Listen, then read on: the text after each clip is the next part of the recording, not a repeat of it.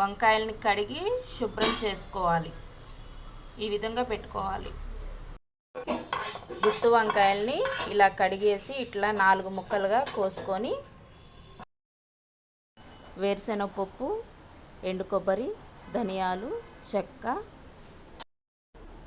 నువ్వులు వేసి ఈ విధంగా ఆయిల్ లేకుండా వేయించుకోవాలి. అల్లాన్ని కూడా ఆయిల్ లేకుండా రోస్ట్ చేసుకోవాలి. వేయించిన పల్లీలు, కొబ్బరి ఇవన్నీ మిక్సీ జార్లో వేసుకొని ఒక ఉల్లిపాయ, ఒక టమాటా ఈ రకంగా కట్ చేసుకొని కొంచెం పసుపు, కొంచెం కారం,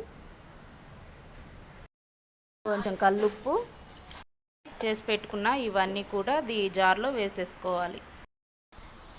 ఇవన్నీ మిక్సీ వేసేసుకొని ఈ విధంగా పేస్ట్ చేసి స్టవ్ ఆన్ చేసుకొని ఒక కళాయి పెట్టుకొని దానిలో ఆయిల్ వేసుకొని ముందుగా మిక్సీ పట్టుకున్న మసాలా వంకాయల్లో ఇలా పెట్టాలి.